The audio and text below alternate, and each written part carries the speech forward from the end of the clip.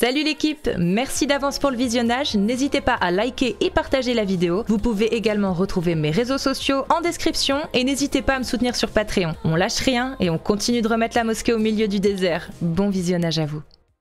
Kane's Creed. Salut.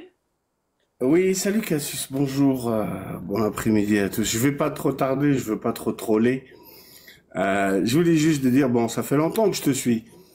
Et je voudrais dire juste aux musulmans qui montent, parce que j'aime beaucoup le format des ex-musulmans.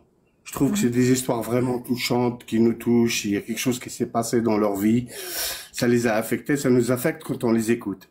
Mais alors, faire monter des musulmans, ça fait plus d'une année, ils n'ont pas encore trouvé des arguments qui peuvent te combattre avec.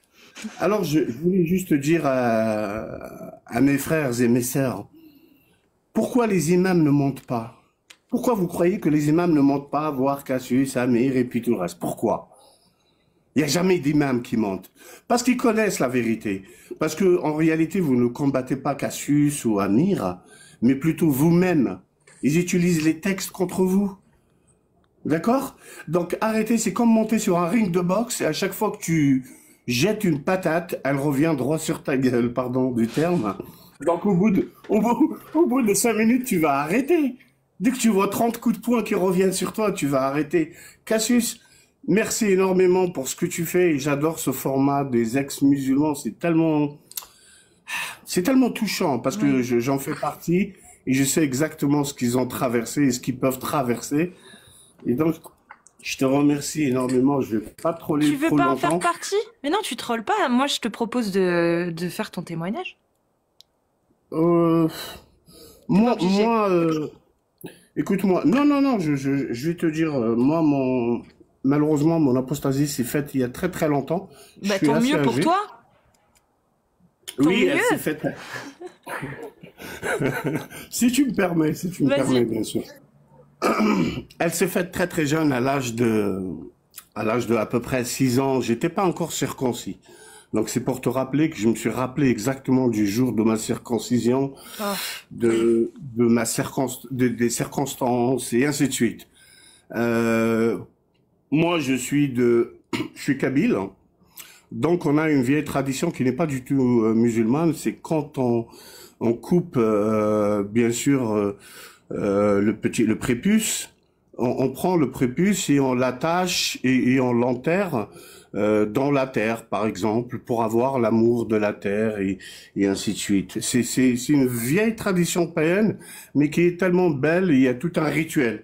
Et la femme, dans ce rituel, retrouve sa position de force. C'est-à-dire qu'au matin où l'enfant va être circoncis, une vieille femme du village, la plus sage, la plus forte, qui a beaucoup de courage, on va lui mettre un beurnouss, on lui donne un fusil, et elle va entre par exemple, deux terrains qui sont en borderline, et donc elle va ramasser de la terre, mélanger un petit peu de fumier de chèvre ou qu'importe, et mélanger ça avec le sang du gars qui vient d'être circoncis.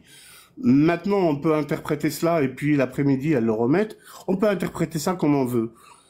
Moi, en tant que jeune enfant, j'ai été très très très vite giflé par l'islam, par les mensonges de l'islam, par l'éducation antisémite, et tout cela, je me suis toujours demandé pourquoi y a-t-il une religion qui m'oblige et qui m'indique à détester des gens que je ne connais pas. La majorité des Kabyles, et je peux dire 99% des Kabyles, n'ont jamais rencontré un juif de leur vie. Mais par contre, ils sont capables d'insulter les juifs au moins une dizaine ou une quinzaine de fois par jour. Et quand tu lui dis, qu'est-ce qu'il t'a fait, le juif, il ne pourra pas te répondre. À part, ils n'ont pas cru avec Mohamed, et ainsi de suite. Et donc, quand j'étais jeune, c'est un peu, comment dire, quand j'étais jeune, j'avais une habitude de rire dans mon village. Je courais, et puis tout à coup, je m'arrête et je commençais à rire. Et pour commencer à rire, il fallait que je mette mes mains derrière le dos et que je m'adosse à un mur pour pouvoir rire. Et les gens pensaient que ça, c'était très très bizarre. Que c'était quelque chose qu'il était habité par les démons. Ma mère disait que j'étais habité par les démons. Ma grand-mère disait que c'était les anges qui me chatouillaient. Mais il y a les voisines qui se sont dit, bon, il faut quand même aller lui faire des petites écritures à la Zawiya. On sait jamais que c'est les djinns qui l'habitent. Et donc, on a été à la Zawiya, on a pris un bouquetin avec nous, ainsi de suite. À l'époque, c'était très très cher. On était allé là et évidemment, c'est bien sûr, on sait très bien que ces gens-là, c'est de l'arnaque totale. Et donc, il m'a fait 2 écritures que j'ai accrochées et que j'ai payées avec un bouquetin, que ma grand-mère avait payé avec un bouquetin. Et au fil du temps, en fait, on appelle ça le herz qu'on attache derrière le dos d'un enfant. Si par exemple il pissouli, s'il a des cauchemars, en général, on invente les djinns et puis on invente la religion pour les contrecarrer. Et donc quand j'étais revenu au bout de quelques mois, il y a une des écritures qui était tombée. Et au début, je ne savais pas, je n'ai pas su, parce que c'est des trucs cousus avec des sacs de semoule, et ainsi de suite.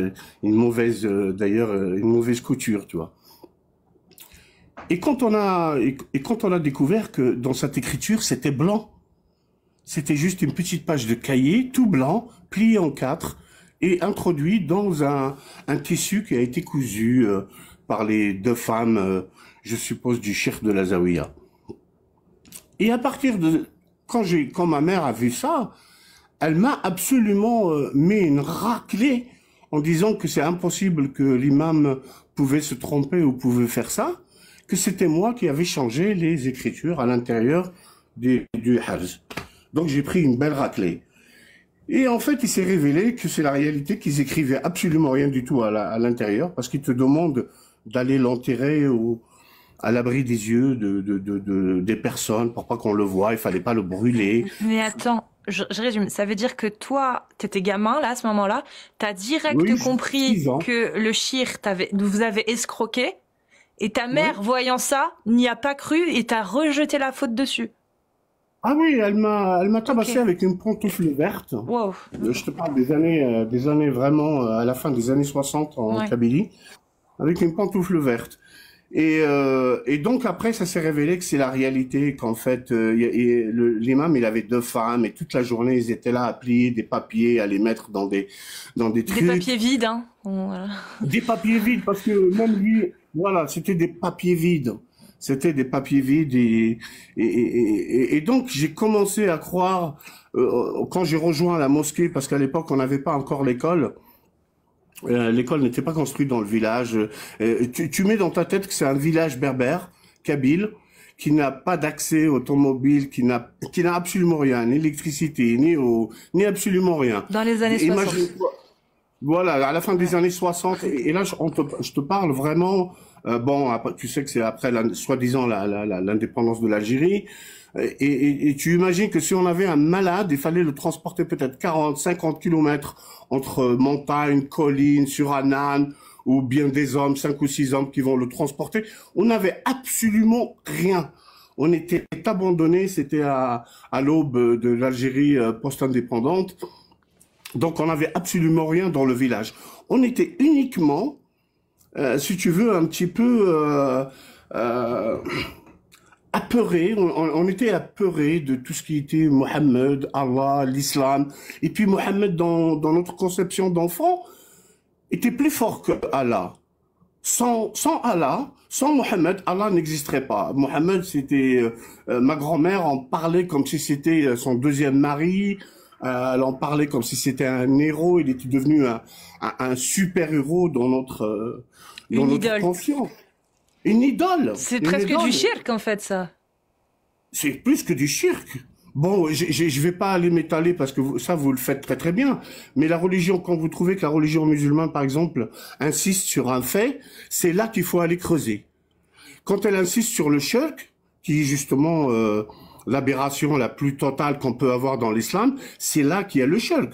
Je défie n'importe quel musulman de dire aujourd'hui, la ilaha illallah, sans rajouter wa Muhammad Rasulullah. C'est-à-dire que si tu ne dis pas ça, ça invalide ta shahada. Donc, ce qui veut dire que sans Mohammed, Allah n'existerait pas. Et beaucoup de musulmans ne réalisent pas ça. Mais moi, je parle principalement, et je suis très très heureux parce que j'entends quelques frères africains qui montent souvent. Et là, il y a eu le réveil. Il y a quand même un réveil au niveau de l'Afrique, ou même au niveau de l'Afrique du Nord. Et je suis un petit peu fier de voir que c'est les Kabyles qui mènent le combat, qui sont, enfin les Schleurs, tout en général, pour pas oublier les Amazirs. Il y a aussi les Marocains qui sont à fond. Du Maroc. Non. Ouais. Franchement, je veux pas dire que c'est particulièrement, c'est vraiment les Amazirs. Les Amazirs, exactement. Voilà. Merci. Et je te remercie ça aussi de voir ce drapeau derrière toi. Ça me fait énormément plaisir. Nous avons été des gens, si tu veux, d'une naïveté excessive. D'une naïveté excessive. On a essayé de nous diluer dans l'arabo-islamisme. Je vais te dire quelque chose. Bon, je suis en train d'écrire un livre. Ben, imagine-toi qu'à la fin des années 60, on avait encore les cicatrices de l'esclavage. Je ne sais pas en quelle année est-ce que il y avait des razzias d'esclavagistes qui passaient par la Kabylie pour prendre parce que moi je suis blanc de peau et ma mère arrivée 11h de l'après-midi du matin, elle va me prendre et m'enfermer dans la chambre pour pas que je sorte en me disant qu'on va te voler et avec ta peau blanche c'est-à-dire que tu es vendable, tu es vraiment inconsommable, tu vois? Alors que mon frère qui était un peu plus brun, elle pouvait le laisser partir après. Et c'est-à-dire qu'on a gardé ça à travers, je ne sais pas combien de siècles, Cassius. Mais imagine-toi qu'en 1900, à la fin des années 1900, les enfants blancs en Kabylie, blancs de peau, étaient encore précisément gardés parce que, soi-disant, on les volait. Et elle le disait clairement. On leur disait clairement, le moulèche, c'est-à-dire qu'ils vont vous voler. Donc, mon apostasie, si tu veux, s'est faite très jeune. Et certainement avec tout l'antisémisme, l'éducation antisémite que j'ai reçue. Et quand je suis arrivé en France en 1974, à l'âge de 9 ans, sincèrement, j'ai rencontré la première juive de ma vie. C'était une vendeuse de chaussures. Parce que j'avais entendu tellement de choses sur les Juifs, que quand ils marchaient, il y avait des vers qui tombaient de leur nez, et que voilà, qu'ils puaient, que Dieu les avait transformés en singes. Mais ça sans rien, sans connaître ni les hadiths, ni rien. Ouais. Mais on avait...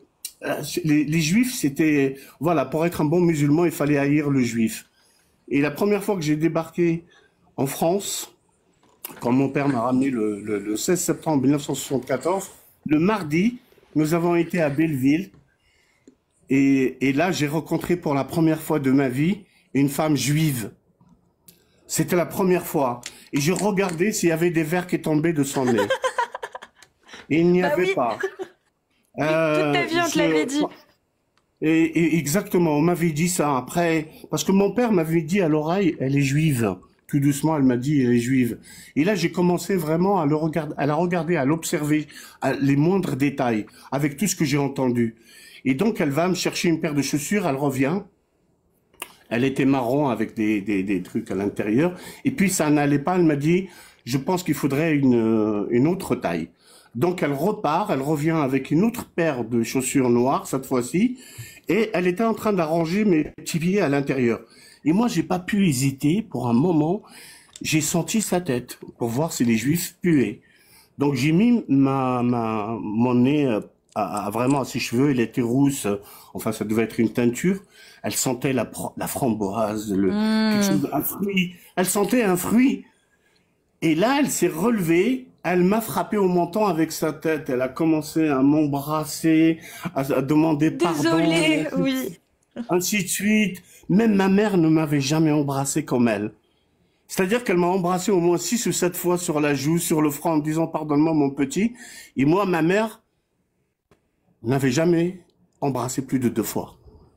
Et c'était pour probablement me dire au revoir. Je me rappelle même plus que ma mère m'avait embrassé. C'est tellement... Et là, je regarde, j'étais là en admiration comme un petit garçon. Elle m'a donné des bonbons après. Elle m'a demandé si j'étais bien, si j'étais là. et de Belleville jusqu'à dans le 11e où j'habitais, à l'époque, tout jeune, je n'ai pas retiré cette femme dans ma tête, cette juive qui sentait la framboise, cette juive sur laquelle on m'a menti, où il n'y avait absolument pas de verre, elle était gentille, elle était douce, elle était la personne que j'aurais voulu avoir comme mère à l'époque, et avec beaucoup de respect pour ma mère. Oui. Mais j'avais jamais connu autant d'attention de la part d'une femme comme elle me l'avait donné en moins de 5 minutes. Et sincèrement, ça a été pour moi, et je me suis dit, tout au long de notre vie, ils nous ont menti, surtout sur les gens, tu t'imagines que c'est un cactus avec des épines, Cassius, et tu ne pouvais pas l'appeler un cactus musulman. On avait 2 cactus, je sais pas si certains Kabyles peuvent intervenir. Le cactus qui n'a pas d'épines, c'est le cactus musulman, et le cactus qui avait des grosses épines, ça c'était le cactus romi qui référait aux Romains, c'est-à-dire méchant, cruel. Voilà. Et j'espère que vous allez continuer avec ces extraits de gens qui ont quitté cette religion. La liberté n'a pas de prix. Oui. Mais avant tout, ces gens-là, ils sont pas en train de vous combattre. C'est comme si vous avez le miroir devant vous. Ne montez pas pour vous mettre, pour vous mettre des épercutes et des coups de poing sur votre visage. Ils reviennent vers votre visage. Parce qu'ils ne vous combattent pas avec leurs propres arguments, mais avec les vôtres. Comment est-ce que vous pouvez gagner contre vous? C'est carrément impossible. Vraiment, là, yahdikum. Astaghfirullah, là, yahdikum Allah. Respectez les gens. Apprenez à discuter, apprenez à ne pas manquer de respect. Au moins, vous montez, dites, je ne sais pas, peut-être qu'il faudrait changer, peut-être non. Vous vous mettez des coups de poing vous-même. Mais merci Cassius, toi, Amir, Ali Baba et tout le reste. Vous êtes la révolution de 2025 et on vous soutient, mais alors, du fond de notre âme. Merci, Parce que c'est ça le vrai changement. C'est ça le vrai changement, Cassius. Et je suis heureux. Et je voudrais te voir un jour quand on remette une médaille quelque part. J'aime beaucoup. Je veux bien une médaille Amazir. Celle-là, écoute, soit tu prends une médaille, soit je t'envoie 5 litres d'huile d'olive biologique. Allez, ça me va. Je prends l'huile. Avec plaisir. Ce sera plus utile qu'une médaille. Probablement. Et c'est vraiment biologique. Cassius, beaucoup de respect. Merci beaucoup de m'avoir fait monter. Merci à toi pour ton témoignage. Il m'a beaucoup touché. Voilà. Restez poli. Merci beaucoup. Hein. Prends soin de toi. Merci beaucoup. Oui, toi aussi. Merci Cassius. Je reste là à vous écouter. Des gros bisous à toi et merci. Ouais, gros bisous Cassius. Merci. Wow. Ce témoignage est essentiel. Merci. C'est essentiel. Salut l'architecte. Bonjour. Alors, attends. Ah, mais c'est toi! Oui. Ça va, tu vas bien? J'ai pas pu cacher mon enthousiasme. Attends, là, j'attends de me garer. Vas-y, tu sais quoi? Garde-toi tranquille. Y a pas de souci. C'est fait. Alors, tu vas bon même entendre le frein. Voilà, parfait. Comment vas-tu? Ça va et toi? Bah alors, ça fait longtemps. Bah ouais, quoi de neuf? Quoi de neuf, l'ingénieur architecte? 10 jours que t'as pas fait de live. Oui, j'étais en vacances, ça m'a fait du bien. bien. Ça m'a fait beaucoup de bien. Bah je suppose, hein. Avec toutes les nullités que tu entends à longueur de journée, bah... c'est littéralement... je pense que tu devrais être payé pour toutes les nullités que tu entends toute la journée. C'est vrai, le gouvernement devrait me rémunérer pour ça, tiens. Ah bah oui, hein. Alors, comment vas-tu? Je suis venue aux nouvelles. Moi, je vais très bien. Je vais très bien. Je vais très bien. Et voilà, je voulais te dire que j'ai eu une discussion avec mes parents. Et voilà, je leur ai annoncé. Et ça s'est mais super bien passé. C'est vrai? Dis-nous tout, vas-y. Je te jure, Alors, j'ai commencé à parler avec ma mère. Et quand on a parlé de l'esclavage, l'aimant, le rôle de la femme et tout, elle a commencé à me dire que non, l'islam il dit pas ça, et moi je pense pas ça. Je lui ai dit, maman, toi tu as cette vision, mais l'islam il dit pas ça. Et toi, excuse-moi ma mère, avec moi je t'aime, mais on en a rien à faire de ton avis. Elle me dit, ok, oui, on a parlé beaucoup de la prière, on a parlé aussi des miracles pseudo-scientifiques, mais qui expliquent rien du tout. Je lui ai même prouvé que c'est des trucs qu'on connaissait pendant la période gréco-romaine, qu'il y a certains trucs que les pêcheurs ont remarqué, et que effectivement c'était la Mecque, etc. C'était pas une civilisation de lettrés pour dire que Mohammed était illettré. C'était ridicule, parce que c'était une civilisation de paroliers. Donc, proprement dit, c'était pas très intelligent de nous dire ça. Et on en a parlé sur plusieurs jours, et elle a remarqué que, voilà, que j'ai retiré mon voile, que je faisais plus la prière avec eux, mais que je respectais profondément ça. Et j'ai fini par leur dire, voilà, j'ai quitté l'islam, mais je crois toujours qu'il y a cette force quelque part qui nous a créés, mais pourquoi, je ne sais pas, et que peut-être c'était mieux ainsi pour moi, pour ma vie, que je me sentais plus coupable, que je me sentais moins opprimée.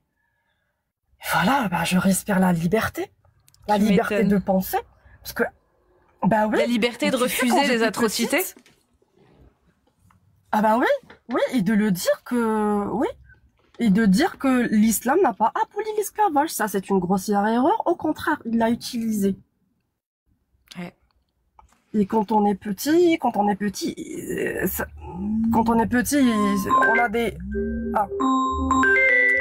a des... Pardon, j'ai eu un appel. Pas de souci. Alors, je te disais que quand on est petit enfant musulman, on a des questions qui nous viennent à l'esprit. Dernièrement, je me suis rappelé de quelque chose.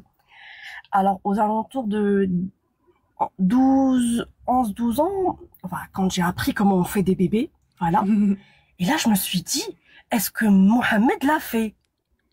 Et je te jure que pendant toute la nuit, j'en ai pleuré pour implorer le pardon de Dieu. Parce que pour moi, faire des bébés, parce qu'on nous l'apprend, c'est chouma, faut pas en parler. Maintenant, je sais que le gars, il arrêtait pas de le faire. Il arrêtait pas. Il a même fait le tour de ces 9 femmes en une nuit sans faire de roussel. Alors, t'imagines un peu? C'est dégueu. C'est dégueulasse. Mais j'ai l'impression que ce hadith a été créé entre parenthèses pour nous donner l'image d'un surhomme choisi qui avait la par force Allah, de 40 hommes. Ouais. Et alors, moi, je leur pose une question. Alors, pourquoi il a pas eu 70 gosses puisqu'il passait toute sa nuit à... c'est bizarre, ça. Il a eu des enfants seulement avec Khadija, et 30% de ses gosses sont morts. C'est bizarre, comment? Alors, si, il a quand même eu un enfant avec son esclave Maria Al-Kroptia, quand même. Mais il est mort. Ouais, il est mort aussi. Ouais, Brahim, miskin. Ouais. Et oui. Oui. Et donc, du coup, il y avait des doutes, parce que c'est vrai, pendant 10 ans, il n'a pas eu d'enfant avec toutes les femmes qu'il a eues, sauf avec son esclave, avec laquelle, en plus, il y avait des doutes, comme quoi elle l'aurait peut-être trompé forniqué avec quelqu'un d'autre, comme par hasard. Comme par hasard. J'ai fait une recherche sur ça. Il y a certains ulémas en quoi, je ne sais pas, qui disent que Ibrahim est né une année après le soi-disant mariage avec le prophète, alors que si tu fais des comment on appelle ça, des trucs avec les dates, tu te rends compte que c'est pas une année, c'est moins d'une année. Alors il se peut qu'elle soit ou bien qu'elle est venue enceinte chez lui, ou bien qu'elle avait forniqué avec quelqu'un d'autre. Ils se sont jamais mariés, il a jamais épousé Maria. Oui, je sais, la pauvre. En plus, ils ont tué ça. son mari, tu es son père. Mais ça, c'est sa fille. Et ils nous disent qu'elle a été follement amoureuse. C'est sa fille, Oui, ça. sa fille, hein. Tu vois, il y a tellement d'histoires non, pardon. dramatiques que... Sa fille. Ouais. Il y a Oui, tellement- Maria, t'as vu c'était un c'est cadeau, Closer, le d'un truc. truc égyptien. Ouais, c'est ça. Oui, oui. Du gouverneur d'Égypte de l'époque, ouais. Tu vois, c'est Closer, le truc. Aujourd'hui, Mohamed, aujourd'hui, il serait dans tous les médias, tu sais, comment on appelle ça, les trucs de drama. Il serait partout. Ah ouais. Enfin bon.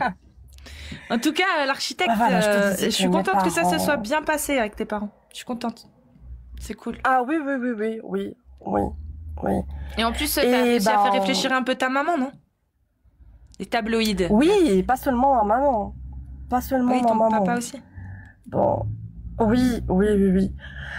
Bah, il voit que je suis, et c'est bizarre, mais je suis de plus en plus zen, de plus en plus calme.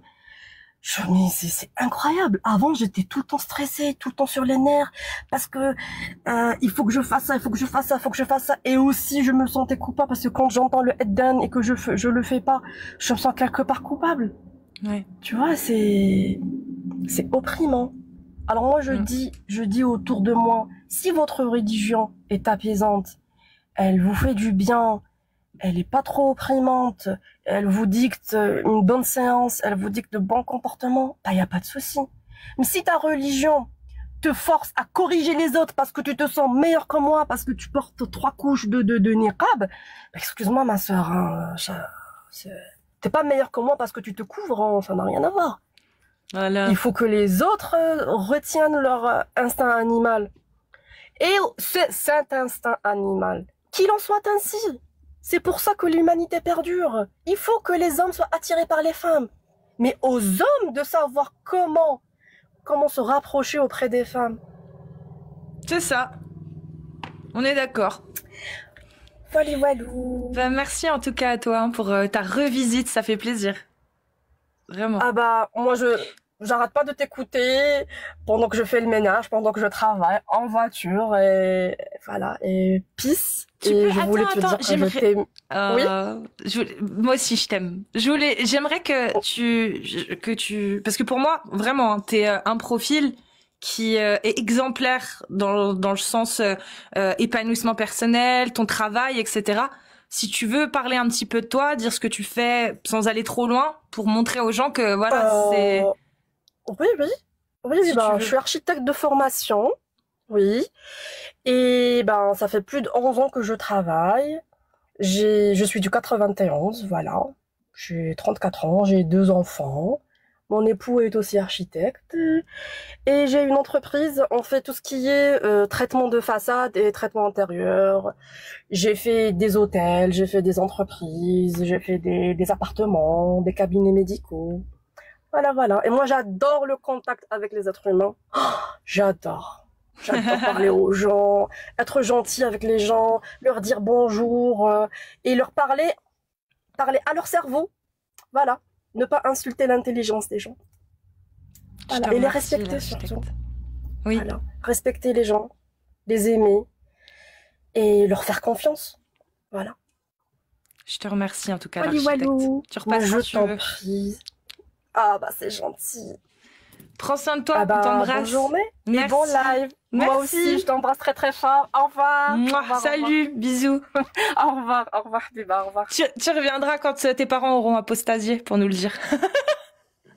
Ah bah, je te dis que j'ai remarqué des signes chez ma mère. Ça arrive, Ouais, doucement. Non mais tu sais, mais ma mère, mais mince. Alors je vais te dire un truc, ouais. Vas-y. Mais putain, ma mère, elle a fait des études de malade. Et elle était cadre dans une grande entreprise nationale. Et elle a résisté au foulard jusqu'en 2011. Et pour te dire que moi, sa fille, en 2009... Non, pardon, attends. En 2006, moi, j'ai mis le foulard en 2006, j'avais 15 ans. J'ai été endoctrinée à l'école. Oui, par mon prof d'éducation islamique, voilà. Et ma mère, en 2006, quand je suis partie lui parler pour lui dire que, voilà, que je voulais mettre le voile, elle était OK. Elle était pas voilée. Ma mère portait des tailleurs à jupe, midi, avec veste. Elle a toujours été élégante. Et elle a résisté jusqu'en 2011. Et Et voilà, maintenant, je remarque des petites, surtout pendant la période estivale, bon, ils étaient en vacances, qu'elles se dévoilaient un petit peu plus. Mais moi, je respecte leurs pratiques. Je les aime comme ils sont. Je respecte leurs pratiques. Et c'est pas des, en plus, c'est pas des personnes qui te dictent quoi faire, quoi penser, quoi boire et quoi manger. Donc, c'est ok pour moi. C'est ok. Ok. Voilà. Eh ben, merci à Donc, toi. Prends soin de toi. Je t'en prie. Bonne journée et Bisous. bon live. Je continue à t'écouter. Gros Vas-y. bisous. Au revoir. Bisous. Au revoir. Merci encore, l'architecte. Voilà. Voilà, vous avez un petit exemple de... C'est possible. C'est possible, en fait. C'est pas... Parce que je sais qu'il y a des gens qui se disent « Ouais, mais c'est les gens perdus qui quittent l'islam. » Je le sais, mais non, en fait. Non. Vraiment pas. C'est souvent même l'inverse. C'est souvent des gens qui sont perdus qui rejoignent des dogmes religieux. C'est plutôt l'inverse. Je parle pas que d'islam, hein. Il y a des gens qui sont perdus, qui rejoignent des sectes. Il y a des gens perdus qui rejoignent des mouvements religieux, des courants sectaires, etc., ou des religions tout court. C'est plutôt dans des moments de faiblesse, finalement, qu'on rejoint des dogmes. Et quand on en sort, c'est justement pour s'émanciper. Enfin bref. Suivant. C'est pas tout le temps, hein. Je vais pas faire une généralité, mais c'est souvent le cas. Quand on sort pour les bonnes raisons, il y a des gens qui sortent pour les mauvaises raisons et qui souvent retombent dans d'autres travers. Mais ça, après, c'est autre chose. Si vous êtes musulmane sunnite majeure, vous savez, hein, vous tapez des séries de 1 après avoir fait la demande. Et si vous êtes un homme musulman sunnite majeur, vous tapez des séries de 2. Et je vous fais monter. J'ai vu qu'il y avait des filles. Alia, je ne te vois pas dans la liste, donc j'arriverai pas à te faire monter. J'ai une Alia, mais pas la bonne. Je vais faire monter la pas bonne, du coup. Celle qui a pas tapé 1. C'est moi la pas bonne. Salut Alia. Non, c'est parce qu'il y en a une qui tapait A-L-I-A, qui tapait des 1, mais elle était pas dans la liste. Okay. Et toi, tu tapais pas des 1, mais t'étais dans la liste. Donc j'ai dit, c'est pas celle qui tape, mais c'est pas grave. Donc moi, je vais vous dire pourquoi j'ai quitté l'islam aussi, pour 2 raisons. La raison, c'est les gens ils peuvent rechercher au lieu d'insulter ou quoi que ce soit, ils ont internet, ils peuvent faire leur recherche, parce que aussi j'ai l'impression que tu les pousses dans leur retranchement. Donc la première raison que j'ai quitté l'islam, c'est parce qu'en 1962, jusqu'en 1962, ils vendaient des esclaves devant la Mecque. Oui. Donc je trouvais ça un peu dur, quoi. En fait, plus je me mettais, parce qu'au début j'étais bien dedans, sans vraiment lire et tout. Et quand je commençais à lire, je me dis non, c'est pas moi, ça, je peux pas suivre une religion comme ça. Et la deuxième raison, c'est la sourate 4, verset 24, pour les captifs de guerre. C'est-à-dire que durant la guerre, lorsqu'ils voyaient une femme qui se cachait et tout, c'était une captive de guerre, et ils pouvaient avoir des relations forcées avec cette femme-là, et c'était halal. Comment ça c'est possible? Alors c'est dit haram entre guillemets d'avoir des relations avec ta petite copine, ton petit copain, mais c'est normal, c'est dans le Coran. Et encore une fois, allez vérifier, ne me croyez pas sur parole, sourate 4, verset 24. Et même pour 1962, allez vérifier, c'est sur internet, dans le Coran et tout, c'est partout. En fait, ils se sentent menacés lorsque tu leur tu leur mets des preuves et tout, et tu les pousses vraiment dans le retranchement. Ils peuvent pas contredire le Coran. Quand c'est écrit, ils disent tu essaies de monter tout ça et tout contre nous. Non, c'est juste des preuves écrites, ils peuvent lire. Ouais. J'ai l'impression que les gens ils suivent la religion sans vraiment la connaître. Et j'étais dedans aussi, hein. Je m'inclus dedans, mais lorsque il faut ouvrir, sérieusement, si quelqu'un suit cette religion-là, c'est en connaissance de cause, donc lisez le Coran, lisez tout. Parce que c'est des vidéos comme toi qui me disent, mais pourquoi les gens ils diabolisent ma religion? Du coup, je me suis dit, vas-y, tu sais quoi, j'ai commencé à lire. Je vais voir et tout. Quand j'ai commencé à lire, je dis, ah ouais, quand même. Quand même, ouais. En fait aussi, j'ai aussi découvert comme quoi la première version du Coran a été brûlée par le calife. Et ça a été compilé, quoi. Oui. Ils ont copié, ils ont quand même brûlé la première version. Peut-être que la première version était moins diabolisée que celle-ci. Ah, on saura jamais. Et tu sens vraiment que c'est la Mallam qui a écrit le Coran. C'est ce que je ressens en fait lorsque je lis. Et tu te sens, enfin, ils t'insultent, ils te menacent parce que tu leur dis la vérité à ces gens-là. Et toi, aujourd'hui, comment ça se passe pour toi? Avec ta famille, ton entourage? Ah, ben je leur ai pas dit, ça va pas, non? C'est pas, tu peux pas leur dire ça. Oh, je sors de la religion, ils vont te ruiner de la famille. Ma mère, j'en suis sûre qu'elle préfère que je dise, oh, je suis lesbienne, que dire, ah non, je suis pas la religion. Ah ouais? Tu peux pas leur faire. En fait, ils veulent pas voir, même si tu leur prouves avec A plus B et tout, avec toutes les preuves que tu veux, que tu leur prouves que cette religion n'est pas une bonne religion, ils vont pas y croire, ils veulent pas. Mais t'es pas, enfin, devant tes parents, tu te forces pas non plus. Enfin, je veux dire, tu te forces pas à faire le ramadan, à mettre le voile. Non, non, voilà. Je vis pas avec mes parents. Ça fait 12 ans que j'ai déménagé, mais j'ai jamais porté le voile. J'ai grandi en France, mais j'ai jamais porté le voile. La prière, je la faisais de temps en temps. J'étais pas vraiment d'homme. Je faisais vraiment le ramadan et tout. Mais il y a des trucs, tu peux pas vraiment m'enlever. Ce que je fais souvent le ramadan, c'est plus pour côté santé et tout, culturel, mais plus pour côté religieux. D'accord. Mais tu le fais encore? Oui, je le fais. Ah ouais. C'est vraiment vrai. J'aime bien. Je le fais de temps en temps. Je fais des jours comme ça, des jours de soutien, genre. Oui. Ok. Juste pour, c'est bien pour le corps et tout. Bah, se priver de boire la journée, c'est dangereux. Hein. Ne pas manger, je bois. Mais... Ah ouais, tu bois de l'eau quand même. Je fais des jeûnes intermittents en fait. Ouais. Ok. Je mange 8 heures et pendant 16 heures j'arrête de manger. Ok. C'est bon pour le moral et tout. Mais ouais, franchement, j'aime ton concept, tes vidéos. Maintenant, j'ai suivi toutes tes pages, parce qu'à chaque fois, j'ai l'impression que tes pages, elles sautent. Tu te fais bannir entre-temps? Ouais, il y a des moments, ça saute. Je me suis dit, mais je l'ai déjà suivi, pourquoi je dois la resuivre encore? Parce que j'ai 4 comptes, là, qui tournent. Et je tourne entre les 4 pour éviter justement les strikes. C'est pour ça. Parce qu'il y a des gens qui sont énervés là dans les commentaires, ils essayent de report le live. D'ailleurs, merci à tous ceux qui tapotent pour stabiliser le live, merci beaucoup. Hein. Voilà.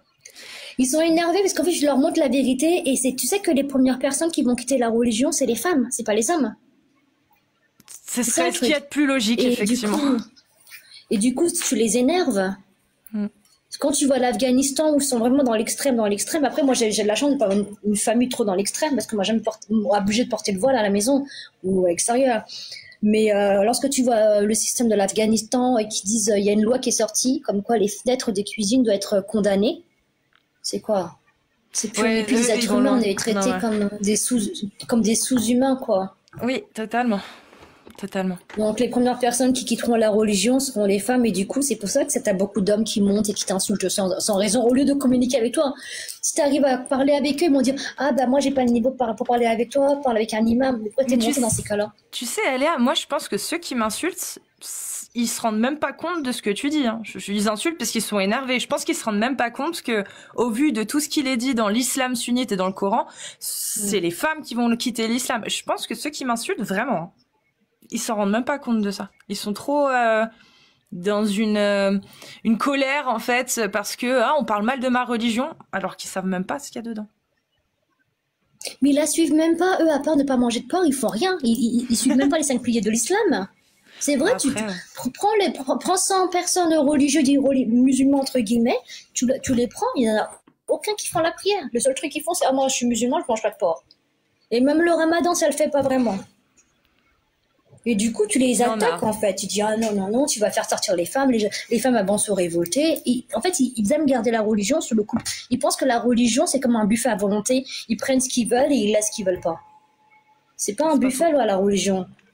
Soit tu suis de A à Z et tu lis, t'es dedans. Et du coup, tu connais tout de connaissance de cause et t'acceptes ça. Tout ce qui est monstrueux, esclavage et tout. Ou soit t'es ignorant et là, t'es encore plus dangereux et maniable. C'est ça, c'est que t'es encore très plus influençable. Exactement, vu que tu ignores toutes les saloperies qu'il y a dedans, bah on peut te faire croire n'importe quoi. Et tu serais prêt à accepter n'importe quoi sans même savoir ce qu'il y a derrière en fait. Et c'est vrai que c'est dangereux. Enfin, bon. Ah bah c'est à cause de ces gens-là qui se tuent, qui tuent plein de personnes au nom de la religion. Parce que c'est des personnes pour qui on lave l'esprit et qui se renseignent pas. En tout cas, merci pour ton témoignage, Alia. Est-ce que tu voulais nous dire une dernière chose? Non, rien d'autre. Je pense que je vais me faire insulter. Je vais voir les messages que j'ai reçus. Faut faire comme moi, faut les fermer, les messages. Comme ça, il n'y a personne qui vient me DM. Ouais. Ok, merci beaucoup. De manière, j'écoute le live d'en bas. Bonne merci journée. à toi pour ton témoignage. Merci beaucoup. Et ton courage aussi, d'oser dire les choses. Merci. Prends soin de toi. Merci.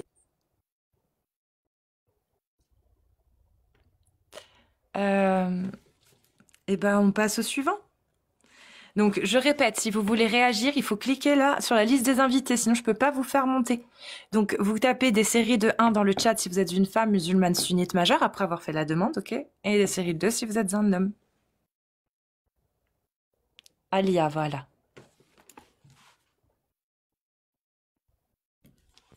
Salut Alia. Salut. Alia 2.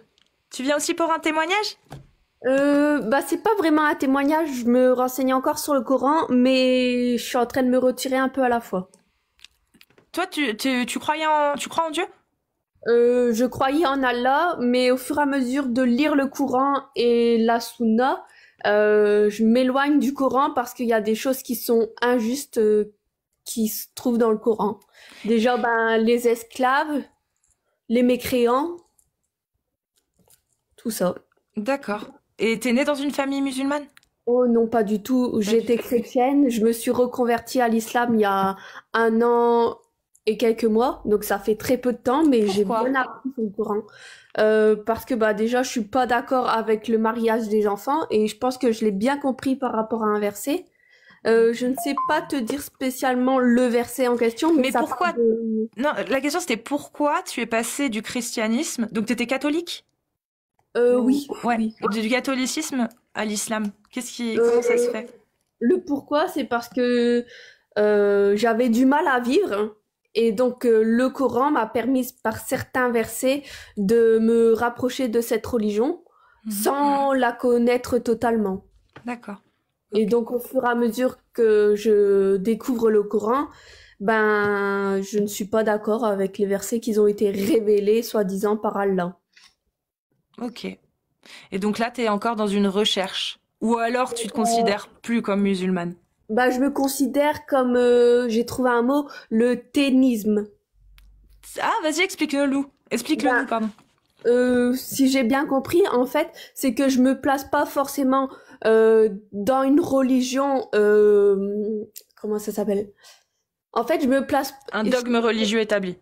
Avec des livres, je crois en un Dieu, mais je ne sais pas dire si c'est judaïsme, christianisme ou l'islam. Donc en soi, je me retire pour apprendre mieux sur aucun des trois aussi. Ça peut être totalement autre chose.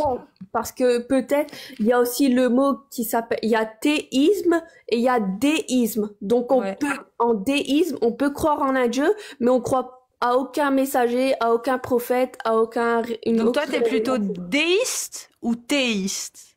Pour l'instant, je suis théiste parce que je me renseigne encore. Donc peut-être que je me mettrai dans une religion ou peut-être pas et je deviendrai déiste. Déiste. Voilà. Ok. Écoute, on te laisse faire ton cheminement et puis tu reviendras nous dire plus tard si tu veux. Merci, je dirai. Et juste par curiosité, c'est grâce au live que tu as commencé à t'intéresser à ce qu'il y avait, on va dire, à la part obscure du Coran? Quand je me suis intéressée à l'islam, je cherchais beaucoup. Donc, j'avais des avis négatifs, des avis positifs. Et j'ai plus été vers le positif parce que ça m'attirait, le Coran. Et j'ai vu aussi tes lives et ça m'intriguait, tu vois. Et moi, je me suis dit, je vais apprendre d'abord encore plus le Coran pour voir si tu as raison. Et tu as raison sur certains points. Et certains, je dirais beaucoup, mais En tout cas, tous ceux qui sont problématiques selon toi. Oui, c'est surtout ça. Parce que nous, pour les musulmans, je ne juge pas les musulmans parce que j'en étais une et pour l'instant je suis théiste. Je me place pas dans une religion pour le moment. Mais je sais plus qu'est-ce que j'allais dire. Mais les musulmans de naissance ou même les musulmans reconvertis, je ne comprends pas pourquoi ils acceptent de suivre le Coran en sachant qu'il y a tout plein de paroles qui savent sans doute pas c'est ce que moi ça s'est produit, et finalement je me dis non, c'est pas la bonne religion que j'ai trouvée. Bah c'est peut-être peut-être parce qu'ils ignorent. Parce que oui, et j'étais aussi au fur et à mesure de l'année, parce que ça fait 1 an et quelques mois que je suis reconvertie,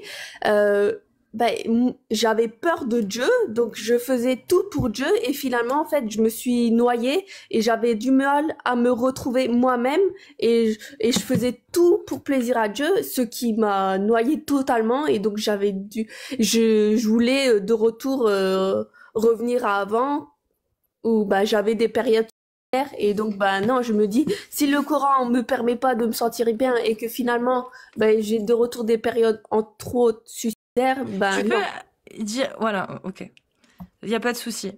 La prochaine fois, évite le terme uidaire, voilà, tu dis S ou juste éviter, c'est pour toi, hein, c'est pour pas que tu te fasses striker la prochaine fois que tu montes sur un live, mais ça devrait le faire. Là. Ok, écoute, je te souhaite une bonne recherche. Merci. Mais en gardant toujours à l'esprit. Mais j'écoute toujours tes lives. Hein. C'est pas nickel. Écoute, je peux pas te donner meilleurs conseils. Voilà. Parfait. En tout cas. Merci à toi, Alia. Et puis, bonne recherche. Voilà. Merci beaucoup. Je veux pas en dire trop, mais tu repasses quand tu veux. Ouais, merci beaucoup. Salut, prends soin de toi. Salut, au revoir. C'est bien. Quand en fait, c'est ça, c'est que quand vous avez cette notion de j'ai pas envie d'accepter des choses que je trouve horribles, j'ai pas besoin je pense que j'ai pas besoin d'en dire plus. Parce que des choses horribles, il y en a dans les 3 religions, dans d'autres religions aussi, hein. Même dans le bouddhisme, on peut trouver des trucs horribles. Donc voilà. Il y a une phrase que j'aime bien, c'est dire si tu crois en Dieu, peut-être que tu crois simplement en toi.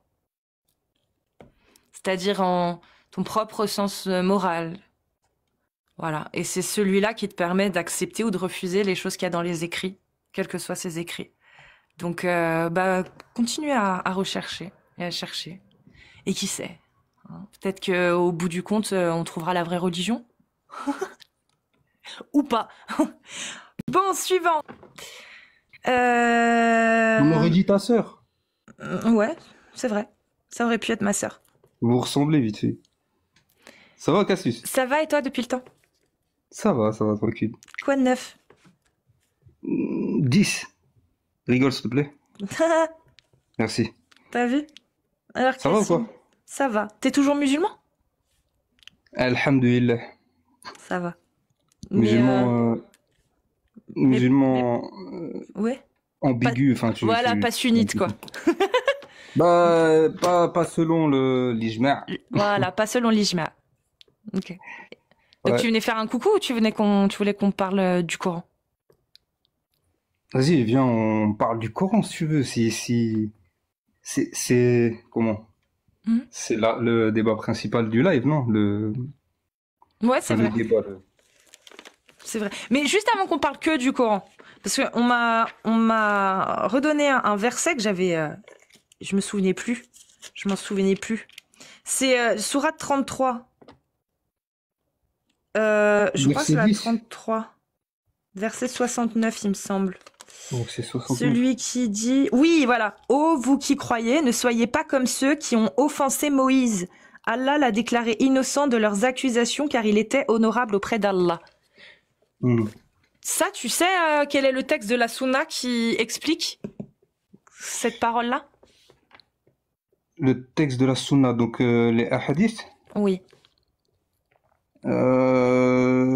Non, comme ça, non. Tu sais ce dont parle Allah quand il dit ceux qui ont offensé Moïse ou pas du tout? Offensé. Offensé Moïse, ouais, ça doit être le peuple,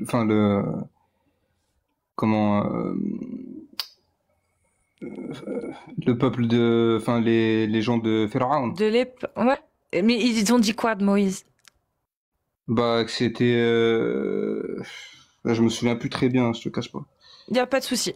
Si jamais, dans les tafsirs, pour expliquer ce verset-là, ils utilisent une histoire qu'on retrouve dans la Sunna où il est expliqué que Moïse, à l'époque, il y avait des gens de sa tribu, des Hébreux, qui le diffamaient en disant que s'il cachait sa peau, parce qu'il avait toujours des vêtements longs et amples, s'il cachait sa peau, c'est parce qu'il avait certainement des problèmes de peau, tu vois, de la lèpre ou des problèmes, quoi. Donc il se moquait un peu de lui.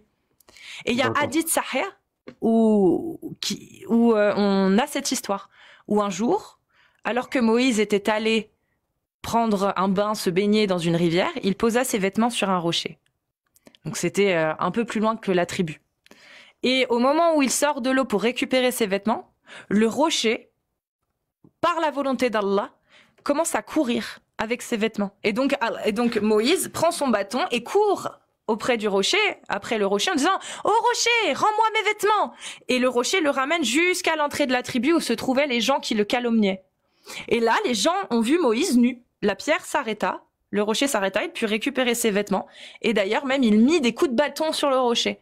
Et Allah avait lavé toute la réputation du prophète Moïse en montrant à tout le monde qu'il n'avait aucun problème de peau. Tu connais cette histoire? Non, j'ai franchement... Quand je te l'ai raconté, là, t'en penses quoi? Bah, qu'est-ce que j'en pense? C'est chaud. C'est drôle. Non, c'est drôle. T'imagines? T'as Moïse qui sort, on en peut en faire un sketch. Moi, mon rêve, c'est de voir quelque chose comme ça, moi. Je rêve de voir quelque chose comme ça. Vraiment. Bah, tu peux aller voir Clément Fraisse, il fait un peu des trucs comme ça, sur scène. Non, mais sans l'intervention d'un tir, tu vois. Ah, donc juste par Allah. Le rocher, vraiment, qui bouge tout seul, tu vois. Ouais, il courait. Il courait j'ai même pas juste envie de le voir, j'ai envie que le monde entier voit ça. Le voit, on est d'accord. Comme ça, tu vois, un rocher qui se déplace tout seul, tout. Ou tu vois des. Mais c'est drôle comme texte, enfin comme histoire, on pourrait en faire un cartoon, on est d'accord. Un petit peu. Ouais. Parce que c'est aujourd'hui, avec nos yeux d'aujourd'hui, on trouve ça un peu ridicule. Ça fait à la rigueur une fable. Allez, une fable. Mais ce que tu m'as dit me satisfait, hein, le fait que ce serait peut-être bien qu'on le voit. Après, si on en rigole, on va dire qu'on est blasphémateur. Et alors, si toi t'y crois pas, si ça n'a rien de divin pour toi, ce texte, peu importe, non? Oui, dans ce sens-là, oui. Bah voilà. Tu sais, le simple fait de dire que Jésus n'est pas Dieu, c'est déjà un blasphème pour certaines religions. Le simple fait de dire que le prophète Mohammed est un prophète, c'est un blasphème dans d'autres religions. Ouais, chaque angle important d'une religion est un blasphème pour l'autre. Exactement. Ouais. Voilà. Ça fait mal au crâne, ouais. Mais comment, du coup, toi, tu fais avec le Coran? Parce que, est-ce que c'est une parole divine et parfaite, selon toi? Je te l'ai déjà dit. Moi, je vois des problématiques dans le Coran. Okay. Tu vois, j'exprime de front. J'ai pas peur, tu vois. Mais tu pries? Ça m'arrive, oui. Ça t'arrive? Ça m'arrive, mais je fais pas... Mais pas comme la Sunna le dit, c'est-à-dire pas 5 prières par jour, comme ci, comme ça. Ok. Et j'espère que, écoute, si je me trompe, j'espère que Allah est arfni, comme on dit, que Allah me pardonnera, tu vois. Mais, parce que tu penses qu'il y a un doute, toi, sur le fait que ce soit une parole humaine ou une parole divine? Non, mais pour moi, il y a des... C'est vrai qu'il y a vraiment des problèmes, surtout en fait quand tu critiques le Coran. Parce que regarde, je vais te donner juste un exemple. À chaque fois que j'essaye de parler avec des musulmans sunnites qui se revendiquent sunnites, tu vois, à fond, et que je me fais insulter, etc. C'est toujours les mêmes, tu vois, de toute façon, donc en général.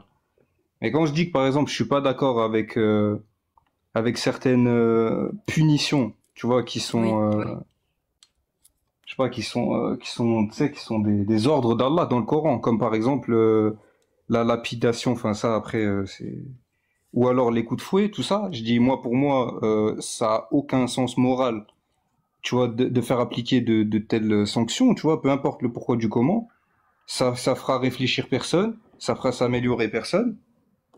Et en fait, quand j'essaie d'expliquer ça, tout de suite, en fait, tu vois, comment on dit déjà? On t'excommunie.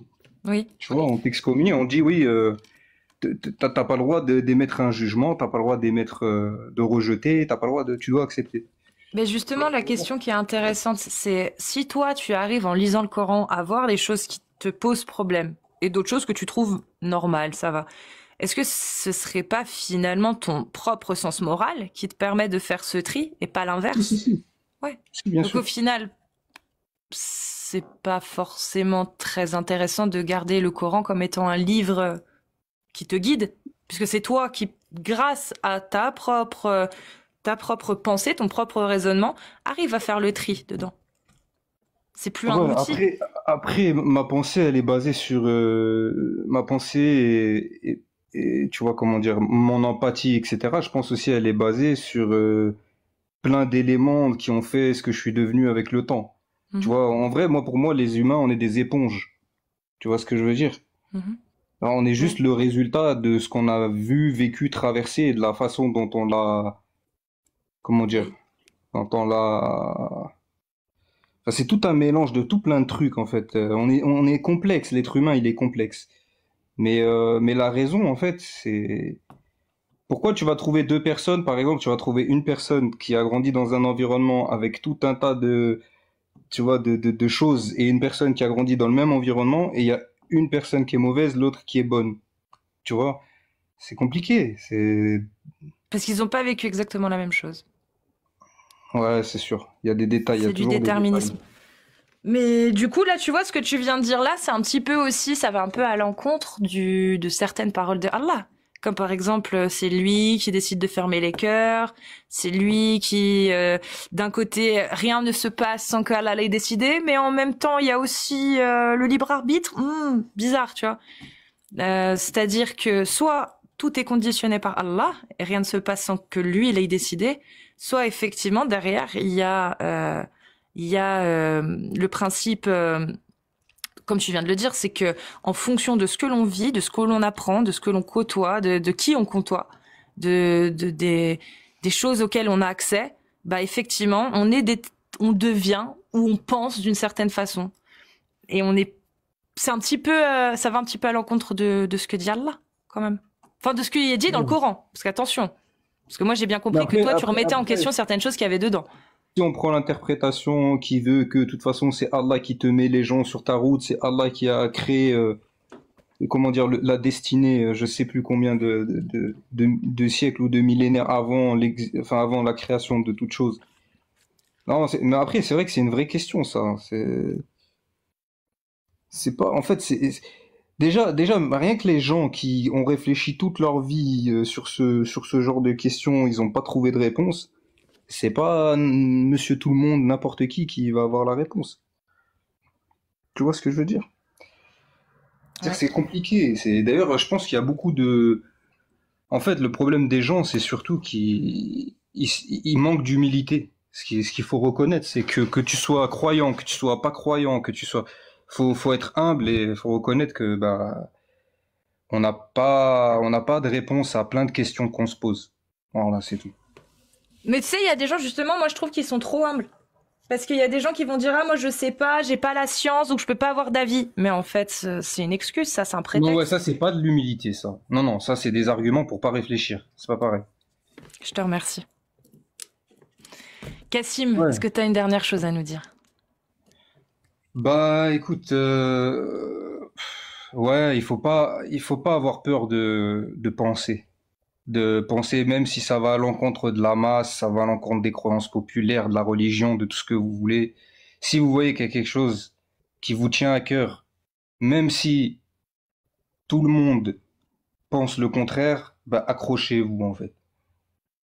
Parce que c'est ce que, justement, pour moi, c'est ce que le bon Dieu il met dans les poitrines, ça s'appelle, je saurais pas comment dire, mais c'est, je saurais pas décrire Il y a pas de comment souci. décrire cette chose-là, mais, voilà. Je pense qu'on a compris où tu voulais en venir. Et tu vas sur les lives, tu as dit tout à l'heure, les lives de musulmans sunnites pour parler de ça. C'est ça? De temps en temps, ouais, De ça temps en m'arrive. temps, ouais. Mais en fait, C'est bien. TikTok, Je te on peut pas remercie. communiquer. On peut pas communiquer sur TikTok, c'est pas possible. Les gens, en fait, ils sont dans l'invective, ils sont dans le jugement, ils se pointent du doigt, ils se jugent à longueur de temps, même entre musulmans. Tu vois, ça sert à rien. Tu en sais, fait. Kassim, ça sert pas à rien. Peut-être que oui, quand tu vas parler avec quelqu'un sur un live, le débat avec lui ne va pas lui servir à quelque chose à lui. Mais tous les gens qui écoutent, même s'il y en a 10, qu'il y en ait 10 ou 100, il y en a peut-être un, tu vois, ou plus, qui vont écouter et qui vont s'intéresser aux arguments que tu vas donner. C'est ça qu'il faut. Voilà, faut que tu penses à ça. Malheureusement, ça doit être 1%, le reste c'est du vent. C'est déjà ça. Je te jure, c'est déjà ça de prix. Ouais, mais est-ce que ça vaut le coup de gaspiller toute son énergie pour ça? Je sais pas. Bah, tu montes que de temps en temps, ça va. De temps T'es en loin temps, de ouais. gaspiller toute ton énergie, ça va. Si tout le monde fait comme toi, un petit peu, une fois de temps en temps, c'est bon, le taf est fait. Mais ouais, mais il y a des gens qui sont sensibles, tu sais, tu peux sur les réseaux, t'as tellement de gens méchants, t'as tellement de gens qui sont très malveillants et qui peuvent, tu sais, surtout en ce moment, on voit plein d'histoires de harcèlement sur les réseaux, tout ça, ça prouve que ça existe pour de vrai. Il y a pas de, enfin, c'est pas des blagues quoi. Il y a des personnes, bah, elles essayent de faire ça, elles se disent, allez, je vais me lancer, je vais essayer de faire ça, puis finalement après, Oui, voilà, l'être humain, il est tellement surtout maintenant, hein, il est tellement que qu'il soit musulman, pas musulman, qu'il soit, enfin, n'importe quelle religion. Oui, n'importe qui. N'importe Je vois qui. ce que tu veux dire, mais ça peut changer. Et on va faire en sorte que ça change. Et plus on sera nombreux à avoir ce genre de discours, à user de ce mode de moyens, en fait, ces moyens-là, de débat, de parler, d'échanger, sans essayer de convaincre la personne qui est en face, mais en se disant, je vais apporter les meilleurs arguments parce que peut-être que ça va servir à certaines personnes qui nous écoutent. C'est ce qui fait que moi je continue, par exemple. Je sais que quand il y a des gens qui montent, je vais pas réussir à les convaincre, mais c'est pas le but. Le but, c'est pas de les convaincre eux. C'est d'avoir les meilleurs arguments pour essayer de faire cogiter les gens qui écoutent. Ouais, c'est sûr. Et justement, tiens, en parlant de ça, attends, je vais rebondir vite fait juste sur ça. Oui. Les trolls comme Amine Morito là juste avant là, parce qu'on vous voit, hein, vous êtes des trolls, vous êtes rien d'autre. Et tous les musulmans qui montent sur des lives comme celui de Cassius, qui vont défendre l'islam avec des grossièretés, avec des choses qui sont des stupidités que même un enfant de 5 ans, il sait que vous mentez ou il sait que vous êtes de mauvaise foi.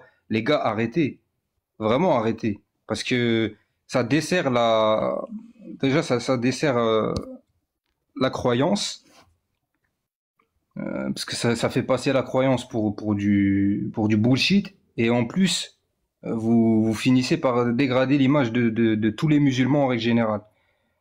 Ça veut dire nous on veut pas être affiliés à vous en fait. Eh ben merci Kassim. Ouais, les extrémistes. En tout cas, tu prends soin de toi et puis tu repasses quand tu veux, comme d'habitude. Prends soin de toi. Salut. Peace tout le monde. Paix sur vous tous. À bientôt. On se reverra. On se reverra. Suivant. Donc, je répète, pour les musulmanes et musulmans sunnites qui veulent monter, ça se passe là en bas en cliquant sur la liste des invités. Ensuite, vous vous déclarez dans les commentaires en tapant des 1 si vous êtes une femme musulmane sunnite majeure et des 2 si vous êtes un homme musulman sunnite majeur. Je remercie tous les modérateurs, que ce soit sur TikTok et sur Twitch, parce que normalement, on est en direct sur Twitch. J'ai pas vérifié parce que je veux pas ouvrir trop de fenêtres sur mon PC parce que j'ai peur que ça bug un petit peu là en ce moment. Un jour, il faudra que je change mon PC, là, je pense, dans peu de temps. Il va falloir que je rajoute, que je change. C'est pas la RAM le problème, c'est, je pense, mon pros. Parce que je mets beaucoup de temps à faire mes rendus vidéo. Donc, je pense que d'ici la fin de l'année, pour Noël, je vais investir dans un nouveau pros et on verra bien. Et une nouvelle carte mère, on verra. Enfin, bref. Mais là, pour l'instant, Donc, si vous êtes là, Twitch, des bisous. Voilà. On continue. Donc, des séries de 1 si vous êtes une femme musulmane sunnite majeure et des séries de 2 si vous êtes un homme. Je regarde les deux. Ok.